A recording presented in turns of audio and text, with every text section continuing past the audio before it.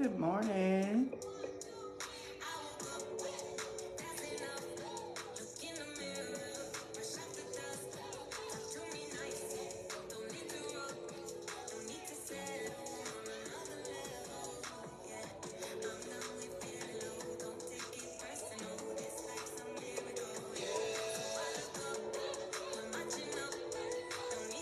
Good morning, Michelle.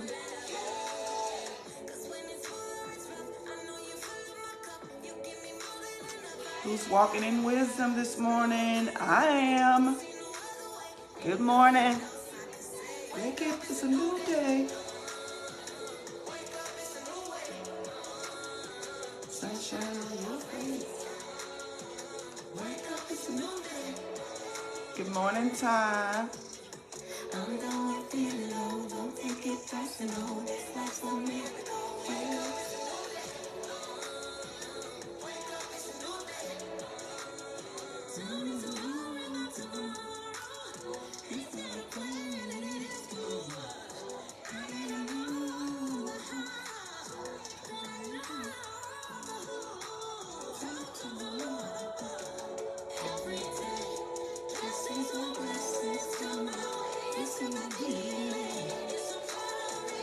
Y'all walking in the wisdom. Wake up, it's a new day.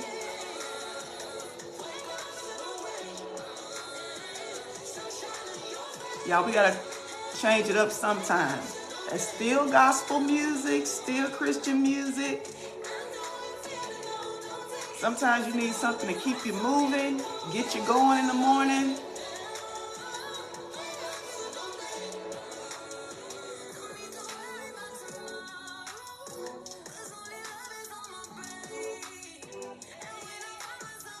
Good morning, Kesia. Good morning. We jamming this morning. Every day, come my way, it's in my DNA, it's a part of me.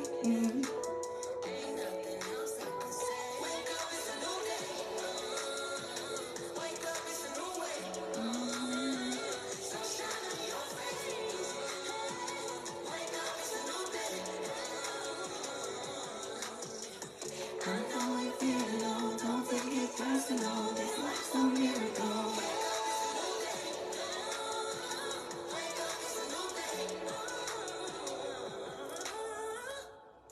All right. So we have shared, you guys share, I walk in the wisdom of the Lord. Yes, love that song. Blanca, I believe it is, and Jacqueline Carr. We love them. We support all types of Christian music. If it's Christian, we support it. I love Lecrae. I love, well, those of you that know my story, I haven't always been, I've always been a prophet, always been a seer. God always showed me that. I was always different, but I'm telling you, I was a person that loved to dance, and I still love to dance, and I still dance. And I love having a good time. And honestly, that's one of the talents and the skills I believe God gave me. Dancing, enjoying music, you know. Sometimes I think we put God in this place where God doesn't want us to enjoy life, and it's so not true. It is so not true. And that's the reason why it's hard for us to convince people or get people to come into the body of Christ, because they want to put all these stipulations and false rules that has nothing to do with God on Christians or newborn Christians. And I'm telling you, I love music. I love to dance. I'm not going to do anything that brings God shame, but I love to dance, and it's all not the Christian music, okay? But it's not anything derogatory or anything that would bring shame to God. I love gospel music. I love blues. I love Zydeco. I love R&B. As long as it's clean and it's not defiling anybody, I love music, okay? And so I want to welcome you guys. It is a new day. It's a new day. I want you guys to go ahead and put in our chat, I walk in the wisdom of the Lord. I walk in the wisdom of the Lord. Wisdom tells me if I need to pick me up, I need to put something with a beat on. Which I'm good, but sometimes just that group, you just need that when you're brushing your teeth. You need that when you're getting ready. You need something to pump you up. and get you in there, let you know you a boss. You need that Lecrae sometime. You need that beat. Sometimes you just need that beat, to pep you up and get you like, yeah, yeah, yeah. Yeah, so that's me in a nutshell. I love music, love all types of music. I love gospel music. And so I decided to switch it up a little bit. So walk in the wisdom of the Lord. Yes, walk in the wisdom of the Lord. If you guys would put in the chat, yeah, Ty says she got hers going. I'm telling you, y'all don't let these people that don't know the nature of God. You think Jesus left the party? Jesus didn't leave the party. Jesus turned the water into wine. And I'm not telling you to drink wine. I'm not saying that. But Jesus was at the party. He was at the wedding feast. Jesus didn't say, oh, I'm just going to come perform this miracle. I'm going to leave. Jesus was sitting right there. Okay? Some of us running from things that Jesus didn't even tell us we should be running from. Oh, this too worldly. Oh, God, how are you going to be an example in the life of the Lord? And you can't go nowhere. Oh, are you serious? We got to stay in the church. We got to stay in the house, all covered up and hid. Listen, he said, let your light shine before men that they can see your good works and glorify your Father in heaven. Come on. I'm a light. You don't hide a light. He said, what good is a light if you put it under a bushel? No, I ain't hiding my light. I'm going to let it shine so somebody that want to know about Jesus can see me and come up to me and ask me, tell me about your Jesus, or can you give me prayer, or I've been looking at your life and God told me to contact you, or, I have a couple of questions about the word, or, where church do you go to? Listen, you would be surprised the places I go sometime, and people will ask me questions. They're not saved, but they're curious because they're looking at me saying, I enjoy my life. I still live holy. I still live the sacrificial life. I'm consecrated. I don't hide that I'm a prophet. I don't hide, that I'm a minister. I don't hide any of that. But I still wear my ripped blue jeans, and I still go to the movies, and I still go listen to jazz with my husband in the park. Oh yeah, I do. Yeah, I still do all of that. Yes, on the weekend, I wear. Let's dispel. I wear shorts in the summertime. It's just like, what is going on? Like, no. Yeah. I can preach in pants if I want to. I choose not to preach in pants most of the time, but it's just a preference. But I can preach in pants. I can't preach in ripped jeans. If I needed to, I could preach in shorts. If I had to, as long as it wasn't a distraction. But anyway, y'all got me going on the rabbit trail. Good morning. Good morning. Good morning. Good morning. Go ahead and tag your 7 people. Y'all, today is going to be good. I got my workout stuff on, so I think after this, if it's not too cold, I'm going to take me a walk. But I got a lot of errands that I need to run. Welcome to 31 Days of Walking in the Wisdom of the Lord. Today is day 16. I am Dr. Rashana Smith, the CEO and founder of the Visionary Institute and Rashana Smith Ministries. And we help people heal, find clarity, and ultimately walk in their purpose and find their prosperity. Because where your purpose is, God has placed your prosperity. Okay. All right, y'all ready?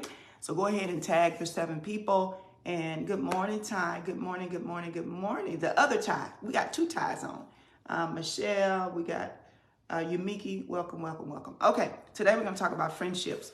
And our key scripture comes from Proverbs 16:7, and it says, when a man's ways please the Lord, he makes even his enemies to be at peace with him. When a man's ways please the Lord, he makes even his enemies to be at peace with him.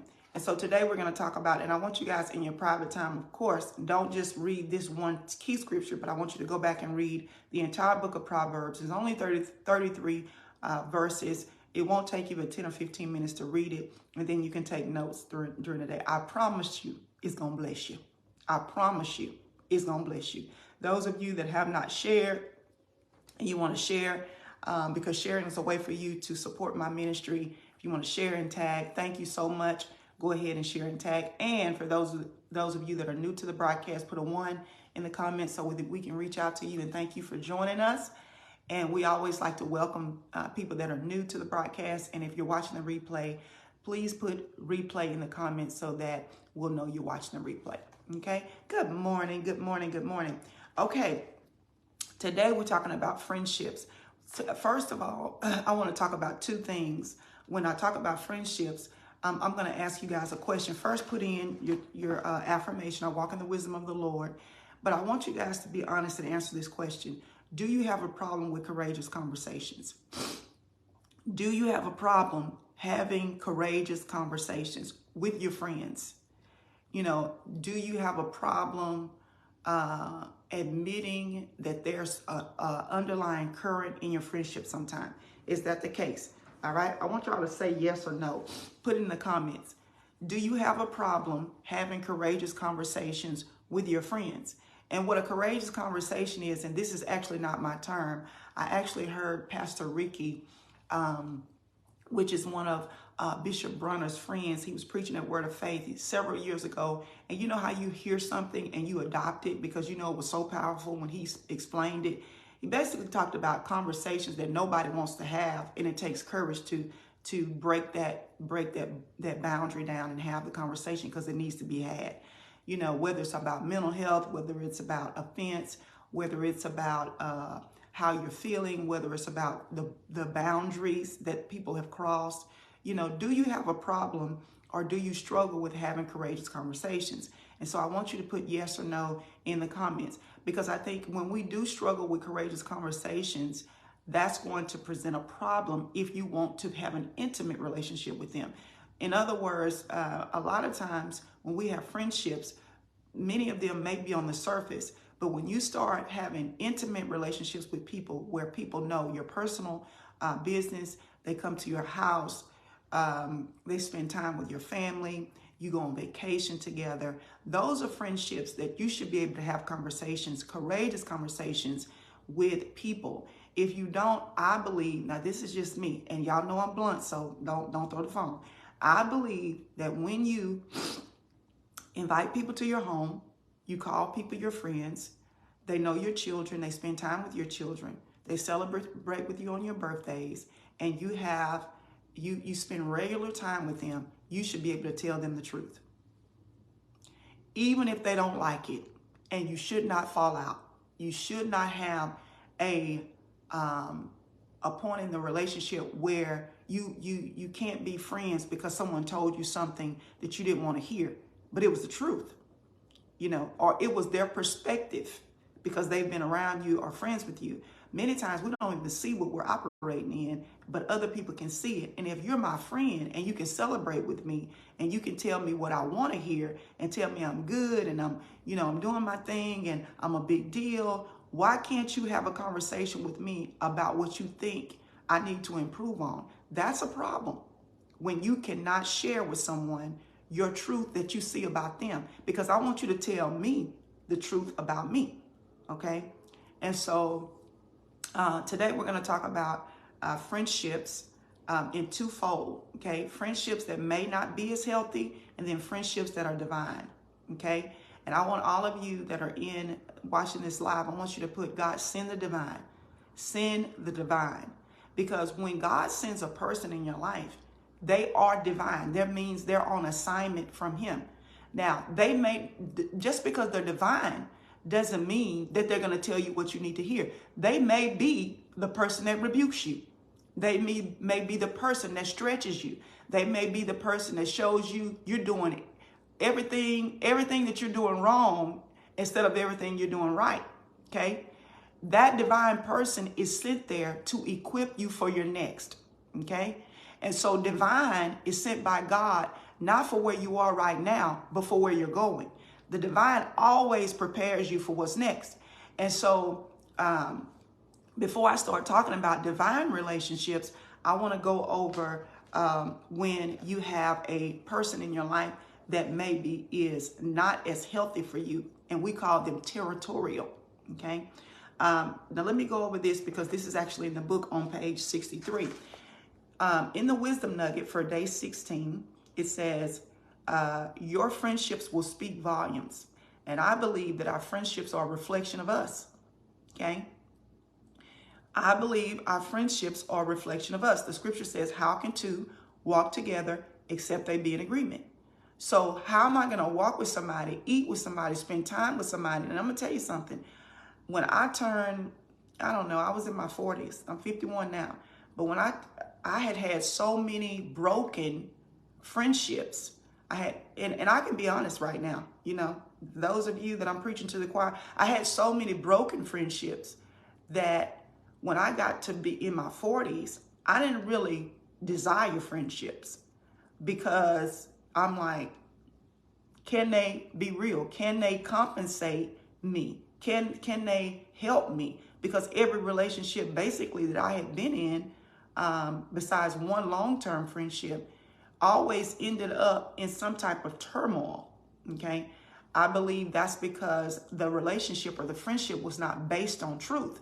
It was not based on love. It was not based on understanding. It was not based on a firm foundation. And when you spend time with people, especially when you get to be 40, some of you, I hope you get this aha moment, or take on this type of lifestyle before you turn 40. But when you start getting in your 40s, you're like, I don't want to spend time with anybody, because time is precious when you turn 40. You're looking at time, you're like, I want to spend time with people that I love, that love me, that I can trust, and that trust me. I don't want to spend time with people that when I spend all this, I go on vacation with you and we're saying we're friends, but when I need a prayer, you're nowhere to be found. Or when I need something and I may need a hand, or I may error. I can do all this stuff for you, but when I error, the first mistake I make, you taking a plane out the friendship.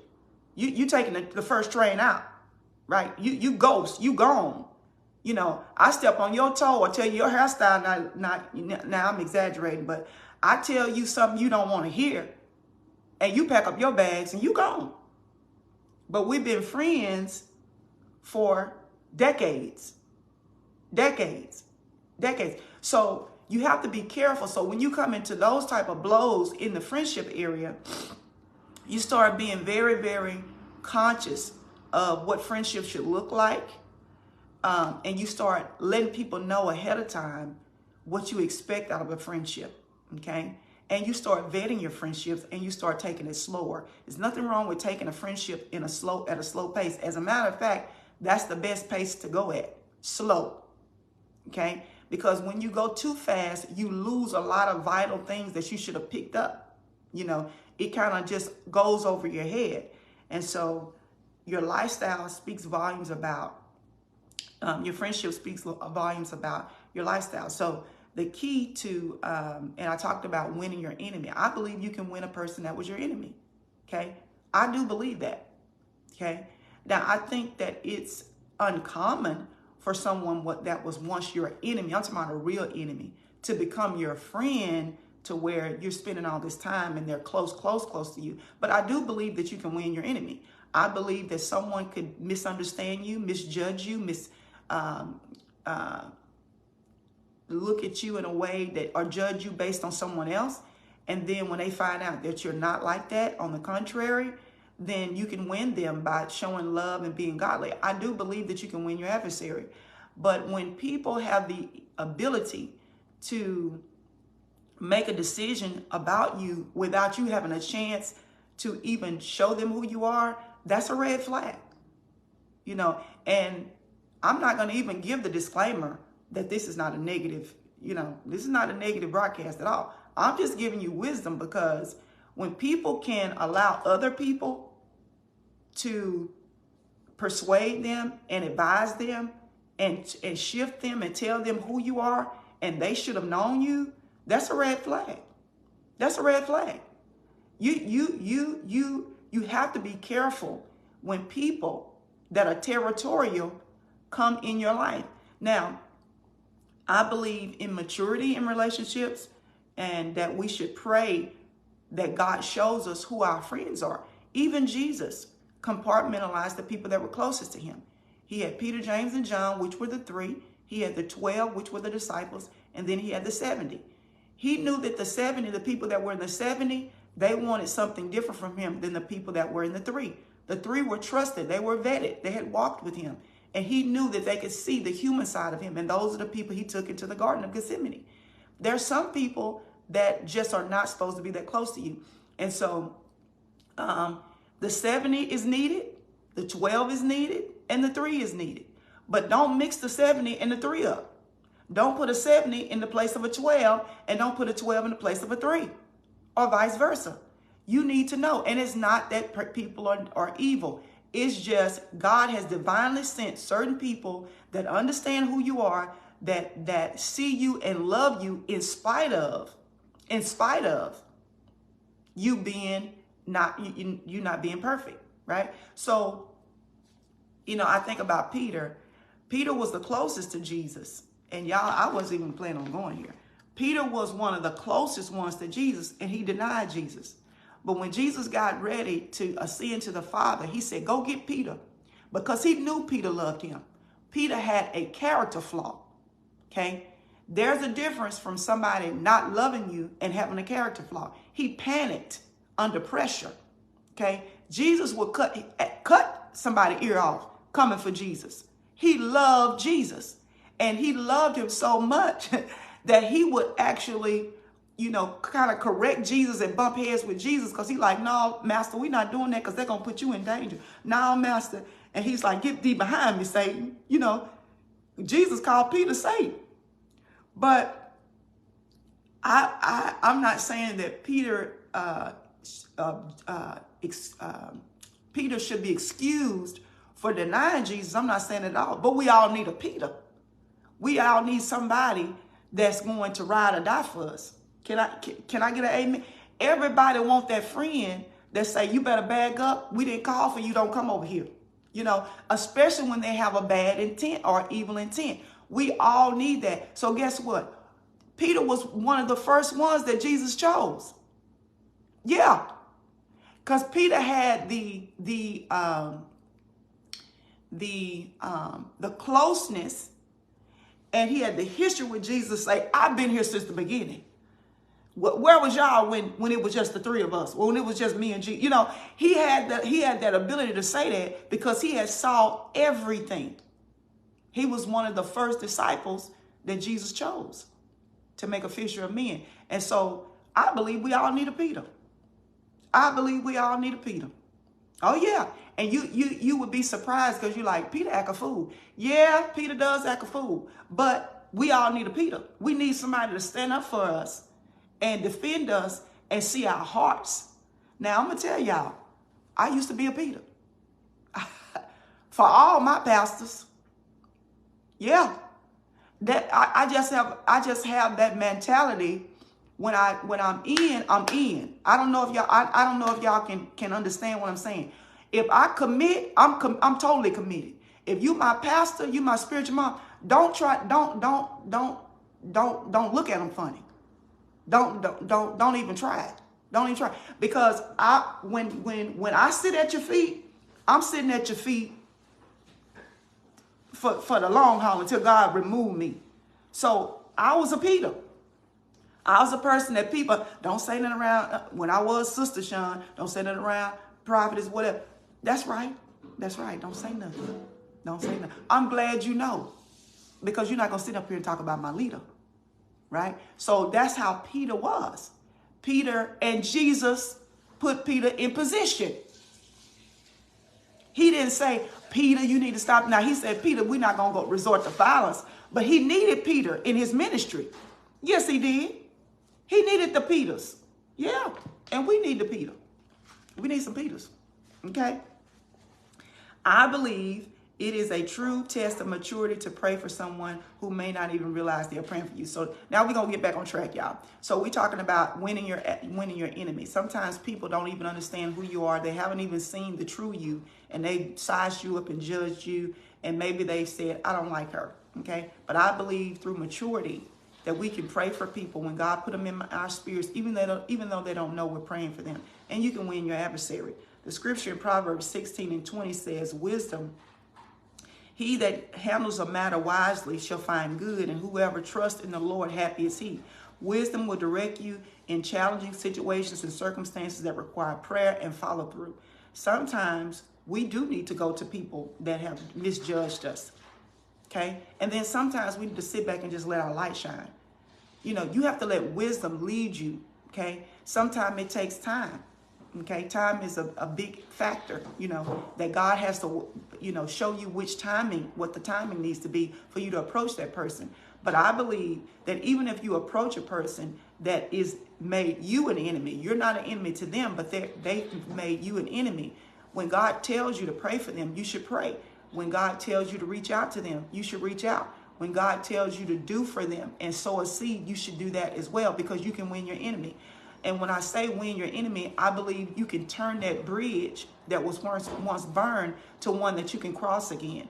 I believe in the heart of God. God wants us all to be connected, maybe not as close as others, but he wants us all to walk in peace.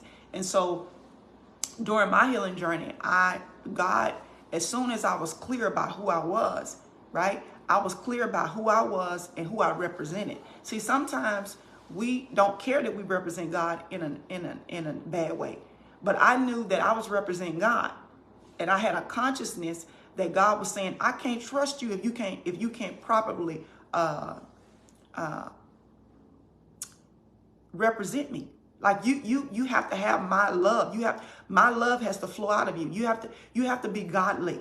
You can't just say you're a minister. You can't just say you're a prophetess. But where's your love? Where's your compassion for people? And so you know, when God did that work on me, like yesterday he was talking about looking at your heart. You know, when he did that work on me, he was like, you pray for your enemies, or the people that consider you an enemy. He said, because you can win them. You can win them. And after that, the Lord told me, he said, now it's time for you to have courageous conversations. And so I had to reach out to some people that I felt like didn't like me, and wanted to know, listen, did I do something? How can we make this right? Because I was flowing through the Spirit of God, which was love, compassion, long suffering. I knew in my heart that I felt like I hadn't done anything, but I really didn't know 100%. And I was willing to go back over that bridge and restore it, because you never know. Maybe me calling them would allow them to come into peace when they needed peace about our relationship, or maybe that would be the sign that they needed to do some work on their end. You never know, by you being obedient to God and walking in wisdom, what it would do for somebody else. And so let's talk about friendship woes. When you walk in wisdom, you know that talking about it to everyone except the person you are angry with is not the way to resolve conflict. Now, I'm talking about friendship woes. When you and your friend, you and your BFF, you and the person that you hang out with, your ace, when they are, you got some underlying current there. You're mad at her. She said something, that you didn't like, but you haven't confronted her. You haven't said anything about it. Wisdom tells you that you should talk about it to her or to him, not to everyone else. Because when you start talking about it to everyone else, it creates stories that are not reality. And they start adding things to it. And by the time it gets to the person that you want to have or should have the courageous conversation, it's a whole new story. And they know that you've talked about the situation to someone else, which looks like gossiping. Now, a lot of times when people have a conflict, they want to feel better immediately, so they call someone that is not involved. That's not the way to resolve the conflict. The way to resolve the conflict is to go straight to the person if they say, I'm not ready. And I've had this happen to me. I've gone to a person and they're like, I ain't ready to talk to you. It's not time. And I've also been on the other end where the person was trying to talk to me and I said, I ain't ready to talk to you. It's not time. And the reason why is because sometimes people, because they do love you, they want to make sure that emotionally they have some type of control before they just, let the river flow. When people love you, they care about, even if they're hurting, they care about how they come across to you. Okay. That's a true friend. A friend, the scripture says, that a friend suffers at all times. They stick closer. Well, Jesus sticks closer than a brother. But it says a brother is born for adversity. So guess what? Your friends, bye honey, your friends are placed in your life not only for the celebration and the good times, but they're placed in your life for the adversity. And if I can't be friends with you through adversity, I got to check the friendship. Okay. Yeah. If somebody would have told me this, y'all, it would have saved me a lot of time and a lot of, problems. Because I went through a lot in friendships. A brother is born for adversity. So that means if you want to be my friend, then get ready for the warfare. Yeah. Don't tuck tail and run when I start going through. Don't tuck tail and run when I'm misjudged, when I'm mishandled, when everybody don't love prophets, when everybody don't love Shakia, when everybody don't love Ty. Can you stick with me? And so I believe that Jesus put Peter in place because he like, Jesus, I'm up for whatever. Look, they calling you this. They saying you Beelzebub, all this. No. I know who you are. They going to come over here and limp back. Right? So he was born for adversity. Peter just was dealing with his own issues when he denied Jesus. He denied him because of his own issues. And a lot of the stuff that we take personal is really just a character flaw. Let me put a P in right there. A lot of your friendships, you're judging them based on their actions. But it's all, and you're getting mad at them because you say, well, they don't love you. If they would have done that, they don't love me. A lot of things that people perpetrate are not about you. They're about their own character. It's about how they operate within themselves. So that's another thing. That's another thing. Yeah. Somebody say I'm Peterish. I got some Peter tendencies too. And y'all, they try to act like Peter's supposed to be, Peter is something you're supposed to be ashamed of. I'm proud I'm Peter because I'm loyal. Yeah. See, Peter was loyal. Why we gonna be ashamed we got some Peter tendencies? I ain't ashamed I got some Peter tendencies. Because guess what? When you get me as a friend, baby, I ain't gonna tell y'all the stuff I used to do as a friend when I was in the world. He did what? Oh, let's go. Let's go. He did what to you? Oh, we finna get him, But in the kingdom, we know we can't handle stuff like that. But when we come in our pastors, you come against leaders, or you just in friendships, you know how to war in the spirit instead of in the flesh. Yeah. We learn to exchange our weaponry, but we still know how to fight. Now that's a word. I exchanged my weapon, but I still know how to fight. You ain't took the fight out of me. You haven't taken this boldness out of me. You haven't taken this bluntness out of me. You can't take my loyalty. The attributes God gave me this thing. I just was using it in the wrong way. But I'm still bold. I'm still blunt, and I'm still loyal, and I'm still gonna defend the ones I love. Now, and I ain't gonna change. I just do it a different way. I fight in the spirit. Okay, I fight in the spirit, and sometimes, people think that they need to exchange their whole life, all their attributes, they need to just change. And God has made you that way, and you need to embrace that about yourself. Okay, don't be a whisperer, a person who has a complaint but doesn't seek resolution. Don't be a whisperer. You whispering stuff to this person, you whispering stuff to that person, but you never go to the source for resolution. Now let's talk about divine intersection. Okay, this is when you encounter your next level in the form of a person.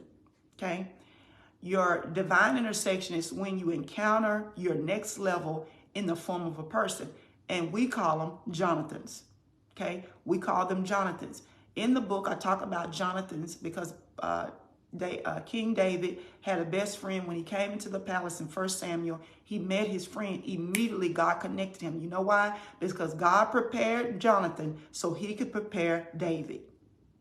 And yes, Jonathan was Saul's son. But when it came to loyalty, he knew where his loyalty lied. And it burned Saul up because Jonathan was more loyal to David than he was to his own father. And you know why? Because he was divine in David's life. Okay?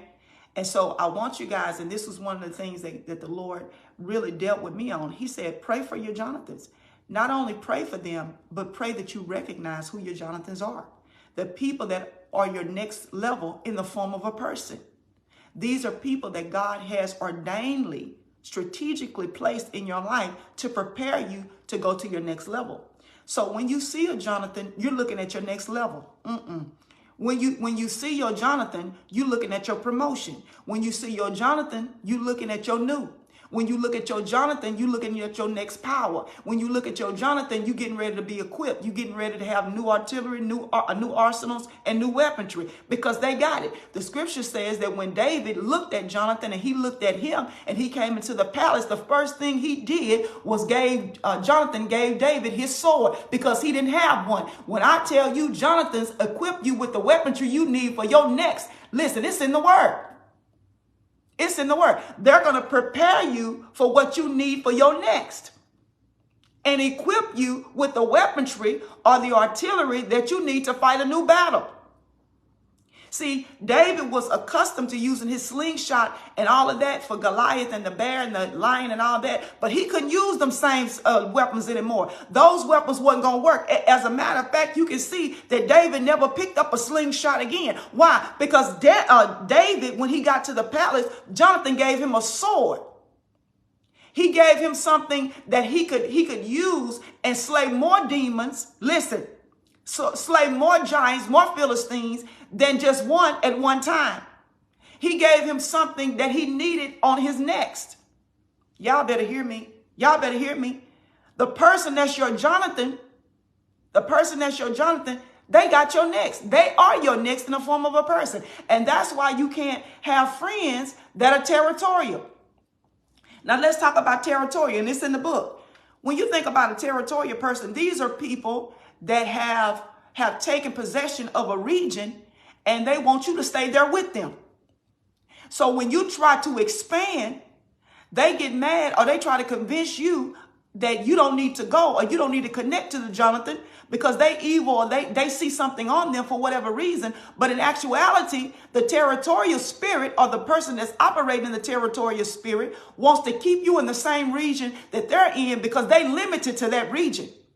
So when you have territorial friends, it's the worst friendship you could have because they will even try to turn you against the divine.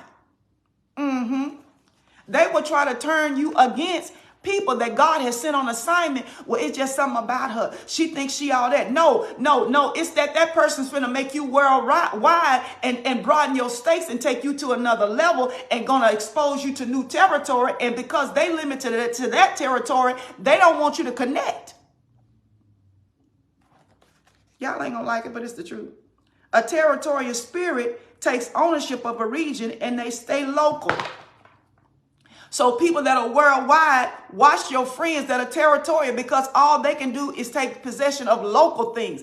They are stabilized and stuck in one place. And guess what? When they stuck, they want you to be stuck in that same place with you. But I'm telling y'all, I got some people that understand on here that you can't afford to get stuck with territorial people because guess what? You worldwide, you nationwide, you intercontinental.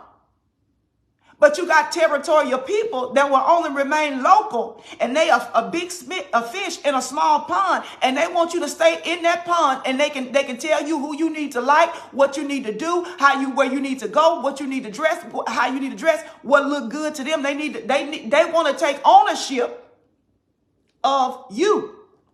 And who you talk to, and who you connect to, and who you listen to. Now, it's just something about her. I don't know what it is. I can't put my hand on it, friend. But it's just something about her. I don't want to say nothing. I'm just going to, this the seed, the territorial spirits. This the seed that they plant. I don't know. It's just something about her. I can't put my hand on. But I know it, but I just ain't going to tell you, friend. I just want you to see it for yourself. Well, when you say stuff like that, to the person, you put skepticism in their mind for the person. And you're like, well, do I need to watch him? What is it? You sowing a seed, but you're trying to act like you're walking in humility. I'm not going to say nothing, friend, because I'm just going to let you, maybe it was just me. Well, if it was just you, why are you saying anything at all? Y'all don't get me started. God assigns Jonathan to take you to your next level. They are a godsend. They are a godsend. Somebody say, I'm looking for my Jonathans.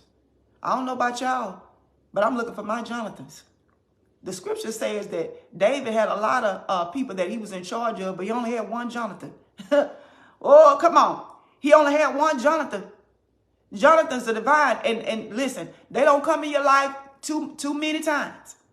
So sometimes you need to make sure that you recognize who your Jonathans are.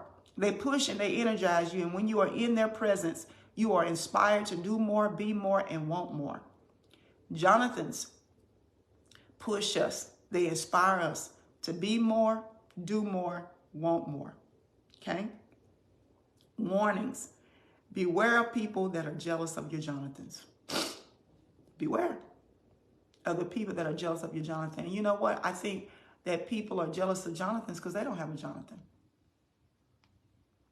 The people that are jealous of your Jonathan are jealous because they don't have a Jonathan. Beware of those people. Okay? The worst part about being in friendship with someone who has a territorial spirit is if you want to remain friends with them, you have to choose them over your Jonathan.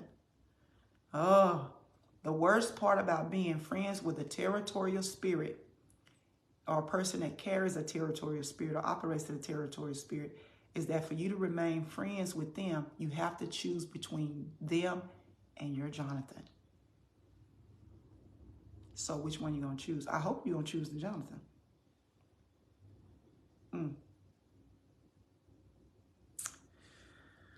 Oh, watch out for these people. They are on assignment to keep you stuck.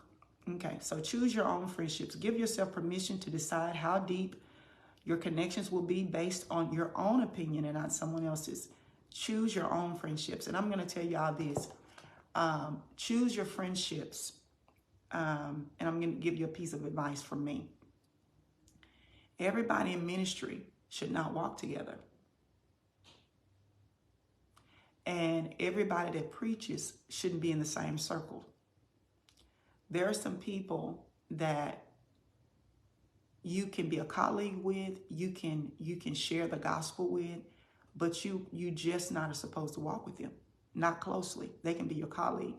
And you also have to be conscious that you have to choose each other. Y'all, this is good. Now, if I would have heard this message when I was in my teens or my 20s, it would save me a lot of heartache. In friendships, you have to choose each other because friendship is a covenant, okay? And so when you decide to be friends, you're in covenant with each other. And so you have to choose each other. One person shouldn't choose the other person, and the other person doesn't turn around and choose you back. You know, and what I mean by that, you're their friend, they're not yours. Watch those one-sided friendships, which to me is not a friendship, okay? But watch those one-sided relationships that you have with people. You're their friend, but they're not yours because it's setting you up for heartache. It's setting you up to be mistreated, to be misused and mishandled. There has to be agreement and reciprocal action in friendships. So that means you choose them and they choose you. If somebody would have told me this, that just because I choose somebody to be my friend doesn't mean they chose me back. And until they chose me back, I needed to keep it moving. Y'all, that would have saved me some heartache. I'm telling you, it would have saved me some heartache. Friendship is a covenant of reciprocal love and support and loyalty, you know. And so you have to understand that when you're in a friendship and when you have an acquaintance, okay? Acquaintances are good. Acquaintances sometimes are people that can introduce you to people. So don't say, oh, I don't want an acquaintance. Yeah, you want the acquaintance, you want the followers, you want the friends, you want all of them because they make up everything that you need. But recognize that when a person doesn't choose you back, they're not your friend. They're not your friend. Not yet. Not until they choose you. It's just like a husband, until he chooses you and gets on one knee and proposes, he's not your husband. I've never seen some of the most craziest things. You calling somebody your husband, your man. You say, this is my man. How he your man? Y'all not in a covenant. Y'all know I'm telling the truth. You claiming something. You taking ownership of something that haven't chosen you. No, he not your man. He's still on the table. He's still, you know, it's in circulation. He not your man. He's your man when he choose you. He your husband when he choose you. When he decide to put a ring on your finger and make a commitment to you and go walk in covenant with you. Up until then, y'all just acquaintances. Come on. Yeah, you just acquaintance. And sometimes that's why we have low self-esteem, women, because we know the man haven't chose us, but we done chose them. Y'all don't throw this phone. Don't throw your phone, because it costs over $1,000. What we've done in intimate relationships with these men, I'm talking to the women right now, and some men might have done it. You done chose them, but they ain't chose you. Yeah, that's my woman. That's my, and they ain't saying the same thing about you. They ain't chose you. And that's why you end up heartbroken, because you chose them, but they didn't choose you. And so you're saying, when you going to choose me? When we going to get married? You know, I done chose you. I chose you when I saw you. I put everything aside. I chose you. I'm in covenant with you. How long is it going to take you to choose me? 2 years? 3 years? 4 years? 10 years? Listen, y'all know I put it just out there just like it is. You crazy if you think I'm going to wait 10 years for you to choose me and I chose you the first year. Listen, ludicrous. It's not going to happen. Ludicrous. I chose you 6 months ago, but you don't know if you're going to choose me? No. Obviously, this is not divine. It's done took you 3 more years and I chose you and you still dibbling, dabbling around and sowing your wild oats and trying to figure out which one you're going to choose out of the 3 of us girls or 3 of us women? No, baby. I chose you 6 months ago. I chose you 2 years ago. And it's been 5 more years and you still trying to figure out which one you like the best or who you going to choose out of the 3 of us or the 2 of us. No, that ain't no covenant. That ain't divine. Yeah. Today's affirmation, we're going to get off of here, y'all. I want y'all to put in the chat, I recognize healthy and unhealthy connections, and I have courageous conversations when needed. I recognize healthy, this is your affirmation, I want you to put in the chat. I recognize healthy and unhealthy connections when I have courageous conversations when needed.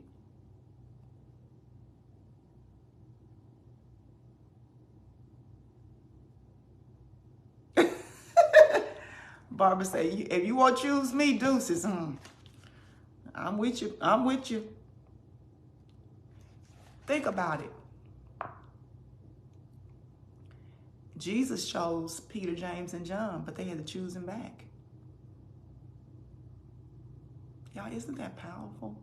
Because there were some people that told Jesus no. And Jesus shows us that I'm the Son of the living God, and I chose them first, but they had to turn around and choose me back for us to walk together. Isn't that amazing that Jesus' model showed us? Listen, how can somebody walk with you unless they choose you back? And there were some people that Jesus told, he said, follow me. They told him no. I don't know the guy. I think it was Nicodemus. Jesus asked Nicodemus to follow him. Nicodemus told him no. There were some people in the word that Jesus asked. He gave them the opportunity to walk in covenant with him, and they told him no. And Jesus said, okay.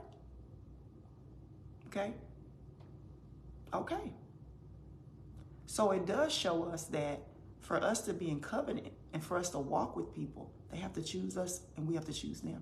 It has to be agreement, divine agreement.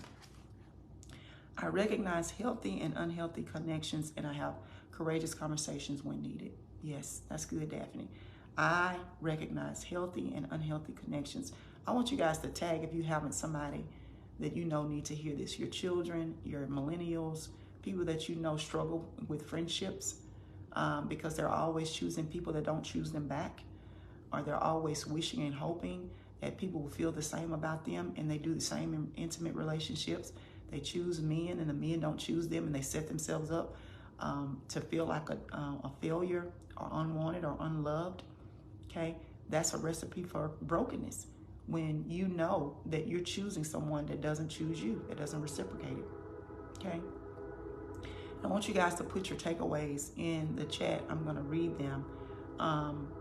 While I'm reading the note, I want you to put your takeaways from today. I know today went in a different direction, but I believe it was good. And I know it was helpful, because if the younger version of me would have known or heard this and would have taken heed and walked in wisdom as it related to friendships, I probably would not have encountered some of the heartache and heartbreak that I did. I went through a lot of heartbreak in ministry. You know, I went through a lot of heartbreak and heartache in the world. But it didn't stop when I came in the church. There were some people that God would not let me walk in covenant with. And they chose me, and then God showed me, you can't walk with them. You can't walk with them. Okay? And I had to be wise enough to say, God, I don't know why I can't walk with them, but I see this and I hear you, and I'm going to respond by trusting you and trusting your voice. Okay? What were your takeaways from today about friendships?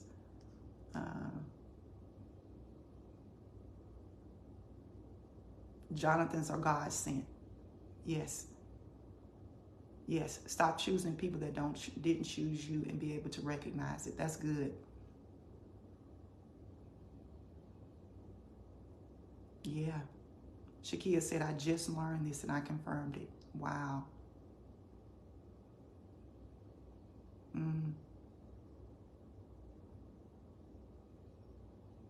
Oh my God. Sylvia.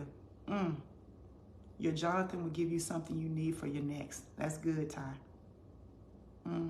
Sylvia, we're praying for you. Can't even type without crying. I've chosen some people that didn't choose me. But Sylvia, you know what? What's so powerful about today? But now you know. So now you don't walk in error, you walk in wisdom. And guess what? We don't hate the territorial people. We love them. We pray for them. But we're wise when we deal with them. That's the key. Okay? Be grateful and for your Jonathan. Be aware of territorial friends. That's good. Be thankful and grateful for your Jonathans. Yes. Yeah. Have courageous conversations when needed. All right, you guys, coaching note today is ask yourself, am I a good friend? I wonder if y'all have do y'all have the courage? Do y'all have the courage to put on here where you fall on the scale of 1 to 10 if you're a good friend? Score yourself on a scale from 1 to 10 and explain why. This is a good one. This is a good one. It says, are you a good friend? Score yourself on a scale from 1 to 10 and explain why. How can you become a better friend? Are you a good friend on a scale from 1 to 10? Are y'all courageous enough to do that? Monica said a 7. Okay, so because you recognize you're, Daphne say she a 10. Well, honey, come look, stay with me then. Wow. That Ty said, oh, I know I'm a good friend. Yes, I am. Apostle Frank said he an 8. I'm a 10 because I'm a big deal. Oh, I love the way y'all are putting that together. Yumika say a 10. Barbara said she was a 9. Yep. 10, 9. Oh, yeah. Okay. Yashika says she's a 10. Shakita says she's a 10. Okay. Well, guess what? I'm going to say this and then I'm going to go. Don't get mad at the messenger. Don't get mad at the messenger. Keithy said 11. 11's not on the scale. 11 is not on the scale. Okay.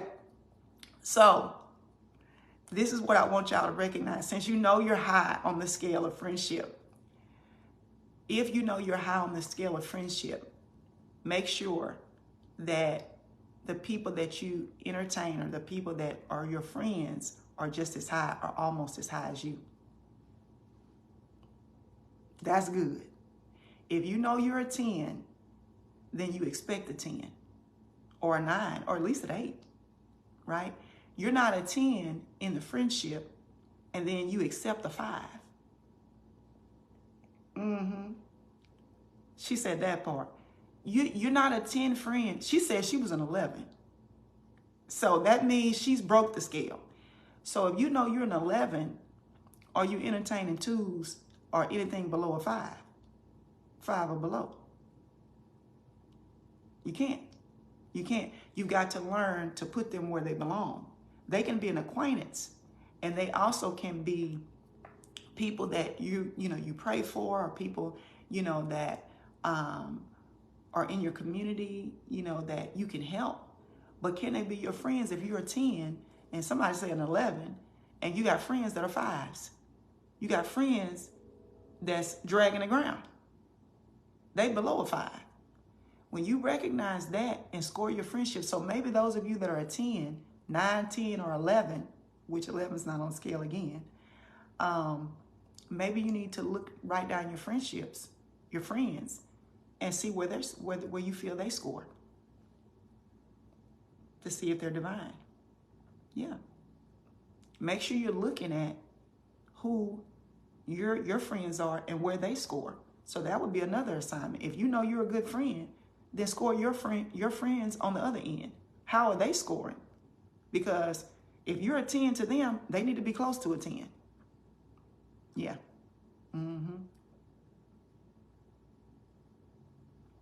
As mom used to say, associates, yes. And there's nothing wrong with being associates, because I think boundaries are good and expectations should be set. When I know I'm your associate, and now I'm gonna tell y'all this in the ministry world, okay?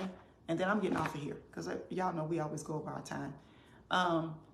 In the ministry world, what I found, I have friends. These are people that I spend my personal time with, because when you turn 50, really when you get in your 40s, you realize how precious time is.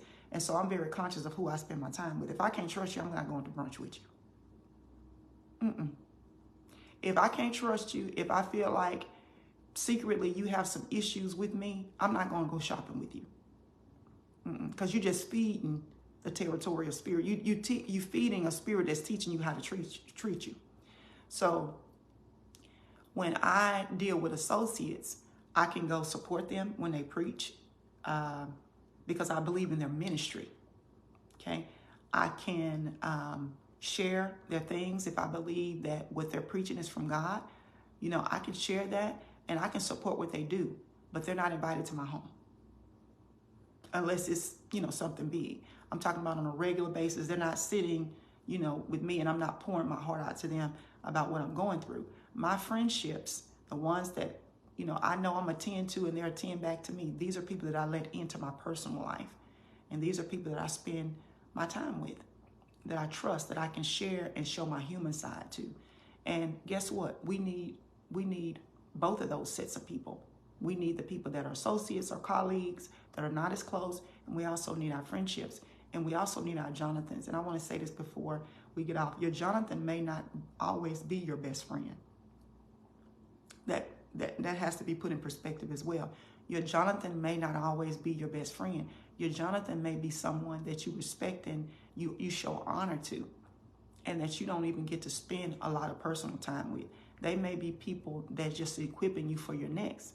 They may be people that God has divinely sent on assignment to take you to your next level. So don't think that you can drink tea and go to lunch and kick it with your Jonathan all the time. It just happened to be that Jonathan was David's best friend. So he was his divine intersection, and he was his best friend at the time. But Samuel was in place as well to be a wise counsel for him, so he could reach back, when Jonathan got killed. So, it's us understanding that we don't need to mishandle our Jonathan. We need to be aware of what the Jonathan is sent to do. Sometimes they are there to walk alongside us and defend us and be with us every day. But sometimes they're sent just to equip us, and we need to recognize that, because all Jonathans don't operate the same. Okay? I hope this has blessed you. If it has, like the video, share it. And those of you that have been on the fence about release her, you want to come into release, listen, get in the boot camp. I can't say it enough. If you need to be in there, get in the boot camp. It's 3 days, April 17, 18, and 19. We're going to have an amazing time when we're talking about releasing the borders or the boundaries of your past, how you're going to let go, and you're going to be released from those things, and then released into what? Into a new mindset, so that you can achieve what God has for you. And so I want you guys, those of you that know you need to be in release her, You need to be with me. You need your mindset need to be elevated. Some things need to be broken off of you. You know, there's nothing wrong with you saying, listen, I need to release. I've released, but I need to continue to release down this journey called life. I need to know how to release deeper. I need to understand that this is something that's not just a one-time thing, but I need to be released into my destiny. I need to be released into my greater. And that's going to take a new mindset. It's going to take an elevated mindset. It's going to take someone to push me out of my comfort zone. And so that's what Release Her is. April 17, 18, and 19, we're going to have an in-person, up live and in person on the Virtuous platform, you know, where I can minister. You can do the release room. You can ask questions. And then I'm going to teach. And I'm going to tell y'all the 3 components to this. Those of you that are interested, there's going to be 3 components. A lot of times we need therapy. Honestly, you know, it's nothing wrong with saying you need Jesus in therapy. Okay, you need both. And I'm a minister that I've gone through therapy. If I needed to go through therapy again, I would go. Okay, so therapy is always a good thing. Okay, because therapy focuses on you and helps you look inward so that you can finally, you know, deal with what may be hindering you. It's really dealing with your past. So the first day, because we're dealing with boundaries from your past, right? The first day is therapy. Okay? First day is therapy. The second day is mindset, which is empowerment. Your mind needs to be empowered, renewed. Okay? You need to be elevated and upgraded in your mind, your mindset, what you think is possible. So we have therapy, group therapy, which is us talking about, you know, what we need to release. And I'm telling you, you can't pay. Some therapists are $200. So you can get in release for 3 days, get therapy the first day, okay?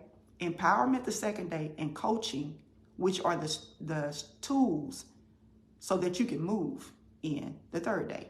So it's a 3-fold combination of therapy, okay, the first day, empowerment for the mind, and then coaching for results.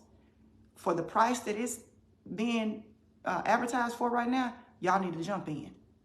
You need to jump in. I don't know if I can put the, let me see if I can put the link up.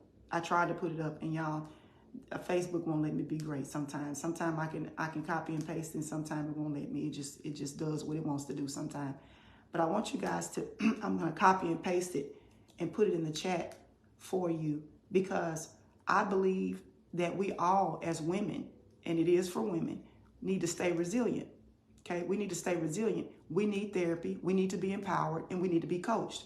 And one coaching session would range from $125 to $175 on a good day. Okay, so for you to be able to get 3 days coaching, empowerment, and therapy, group therapy, prayer and prophetic release, and your questions answered, you're not going to find that. So those of you that's on the fence and need to be in release, please take this opportunity, because it's not going to always be here. This is something that I haven't done it before, but I know after all of my years of experience of coaching and teaching and doing group therapy, okay, with people, because my classes are usually recognized as group therapy. It helps people unlock things so that they can move out of their past into their future. You can't afford to miss this. I'm just going to be totally honest. You cannot afford to miss it. Right now, there's a discount, and you need to be in there. You, your friends need to be in there. Even if you have come into some form of healing. I tell my graduates all the time, you need more healing. I teach, and I need more healing, right? Every time I wake up, I'm saying, God, allow me to be a more healed version of myself. You know, allow me to come into so much healing, because healing is where your identity is. And the more I heal, the more identity I have and more power I have, because your power is in your identity, is you knowing who you are and walking therein and not apologizing. And so the more healed I get, the more identity I receive and more power that's on my life, because God said, I can trust you because you know who you are. Okay, so y'all don't want to miss this. You want to get and release her. It's April the 17th, 18th, and 19th. Right now it's on discount, and it will be discounted until Sunday. After Sunday, it will not be discounted anymore. You don't need a promo code or a coupon code. Just do it. Get your girlfriends, your friends. Some of y'all need to enroll your daughters in it, your millennial daughters in it. I know for me, I have a 30-year-old, 31-year-old. I'm like, you need to be in Release Her. Period. You need to be in Release Her, because those things that we've learned through wisdom and through experience and through us walking through life, if we can give it to them, they don't have to go through the same thing we went through. Okay? So it's therapy, empowerment, and coaching. Okay? All in one bundle. You don't want to miss it. So get your general admission or your VIP. If you want the VIP, it includes 2 bonuses, which are the release room of prayer and prophetic release, and on those 3 mornings at 6:30, and then the Q&A question and answer period, which is an hour before class starts on those nights. So you'll come in at 6:30 instead of 7:30. All right. I love you guys so much. Get your seats, secure your seats. Go ahead and get in there, and I'll be looking for you guys in the morning for 31 days of walking in wisdom. See you tomorrow.